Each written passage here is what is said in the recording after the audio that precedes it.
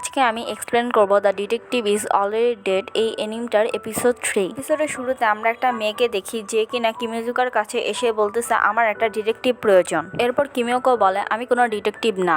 পাশ থেকে নাটসুনাগি তাকে এসে সরি বলে যে এই ছেলেটা শুধু আমার অ্যাসিস্ট্যান্ট, আমি একজন ডিটেকটিভ, আমার নাম হচ্ছে নাতসুনাগি নাগিসা। এরপর ওই মেয়েটা তার বিষয়ে কিছু বলে। সে বলে তার নাম ইউই সাইকামা আর সে একজন আইডল। সে বলে তোমরা আমার সাফিয়ারকে প্রোটেক্ট করো, এটা খুবই এক্সপেন্সিভ যার বাজারের মূল্য 3 বিলিয়ন ইয়েন। এসব কথা সাইকা অনেক জোরে জোরে বলতেছিল, তাই অনেকজন লোক তার দিকে তাকাই ছিল। কিমিওকো তার হাত সাইকার মুখে রেখে দেয় কারণ তার মনে হচ্ছিল সাইকা এসব মিথ্যা কথা বলতেছে। তখনই কিমিজুকার চোখ একটা স্ক্রিনের উপর যায় যেখানে সে সাইকাওয়াকে দেখতে পায়। তখন তার বিশেষ হয় সাইকা আসলে একজন আইডল। এরপর সাইকা কিমিজুকার হাতে কামড়ে দেয় এবং তার থেকে দূরে চলে যায়।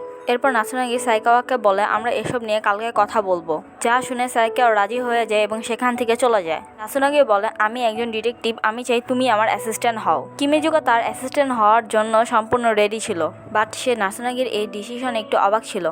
এরপর রাতের সিন দেখানো হয়, সেখানে আমরা দেখতে পাই নাতসুনাগি তার রুমে শুয়েছিল। সে ভাবতেছিল ছোটবেলায় তার একটা ডিজিজ থাকার কারণে সে কোনোভাবে একটা নর্মাল লাইফ কাটাতে পারে নাই। তার হার্ট ট্রান্সপ্লান্ট হওয়ার পর থেকে তার এই ডিজিজের আর কোনো সমস্যা হয় নাই। বাট একদিন তার হার্ট থেকে একটা মেসেজ আসে যে সে কারোর সাথে মিলতে চায়। যখন থেকে আমি এই বিষয়টা জানতে পারি তখন থেকে আমি এই লোকটার সাথে দেখা করার জন্য বেরিয়ে যাই। কিন্তু একদিন আমার কিমিজুকার সাথে দেখা হয়ে যায়। তখন নাতসুনাগি একটা ফ্ল্যাশব্যাক মনে পড়ে। কিমিজুকা তাকে বলেছিল এই হার্টটা জারি হোক না কেন তুমি তোমার জীবন তোমার মতো করে কাটাবা। এরপর নাতসুনাগি একটা আয়নার দিকে তাকায় আর বলে কালকে থেকে আমার একটা নতুন দিনের শুরু হবে আর একটা নতুন জীবনের। এরপরে সিনে আমরা দেখি কিমিজুকা আর নাতসুনাগি সাইকাওয়ার বাসায় ছিল। কিমিজুকা সাইকাওয়াকে প্রথমে তার চোখের বিষয় জিজ্ঞেস করে। এই আই ব্যাজটা আমি শুধু আমার ক্যারেক্টারের জন্য পড়ে থাকি। এরপর সাইকাওয়া তাদেরকে একটা জিনিস দেখায় যেটা ছিল একটা ওয়ার্নিং লেটার, যেখানে লেখা ছিল সাইকাওয়ার পারফরমেন্সের দিন আমরা সাইকাওয়ার সেই জিনিসটা চুরি করব। তখন কিমিজুকা বলে তুমি চাও আমরা এই সাফায়ারটা সেদিনের জন্য প্রোটেক্ট করি। যা শুনে সাইকাওয়া হ্যাঁ বলে। এরপর কিমিজুকা সাইকাওয়াকে বলে এত বড় বিষয় তুমি কেন পুলিশের উপর দাও নাই। সাইকাওয়া বলে পুলিশ আমার কথা বিশ্বাস করে নাই। কিমিজুকা বলে তুমি কেন আমাদেরকে রিকোয়েস্ট করতেছো। কিমিজুকা সাইকাওয়াকে বলে এটা যেহেতু তোমার ঘরের বিষয় তাহলে তোমার মা আর বাবা কেন এখানে নাই। সাইকাওয়া বলে 3 বছর আগে আমার মা বাবা এখান থেকে চলে গেছে, তাই এই বাড়িটার মালিক এখন আমি। এরপর সাইকাওয়া তাদেরকে সেই সাফিয়ারটা দেখায় যেটা অনেক সুন্দর ছিল।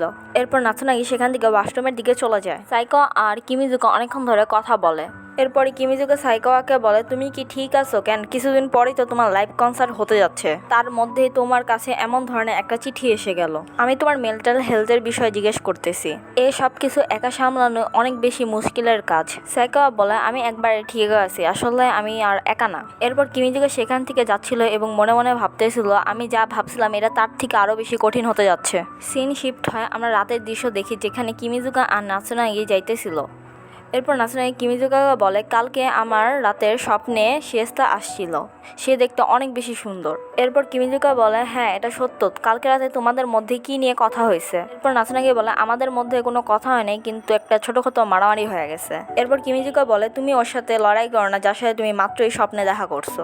এরপর নাতসুনাগি বলে আমরা দুজন কেউই হার মারতে রাজি ছিলাম না, কিন্তু সে বলছে সে তোমাকে আমার জন্য ছেড়ে যাচ্ছে। এরপর কিমিজুকা বলে আচ্ছা তাহলে তোমাদের দুজনের লড়াইয়ের বিষয়ে আমি ছিলাম তাই না। যা শুনে নাতসুনাগি একটু লজ্জা পায়। এরপর নাতসুনাগি বলে এই কাজের পর কি আমরা যেন একসাথে বিচে যেতে পারি। কিমিজুকা অনেক চিন্তা করতেছিল কারণ এই কেসটা অনেক বেশি বিপজ্জনক। এরপর নাতসুনাগি বলে আমি একা মরে তোমাকে ছেড়ে যাব এটা আমি কখনোই করব না, তাই তুমি চিন্তা করো না আমি মরবো না।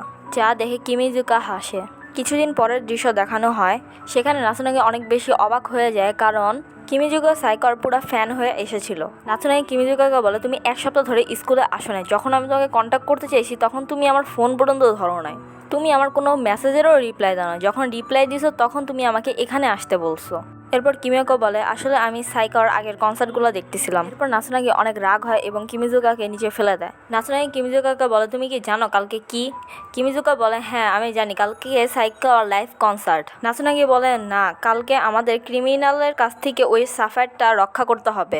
কিমিজুকা বলে হ্যাঁ আমি জানি, কিন্তু কিমিজুকার মাথায় অন্য কোনো একটা প্ল্যান চলতেছিল।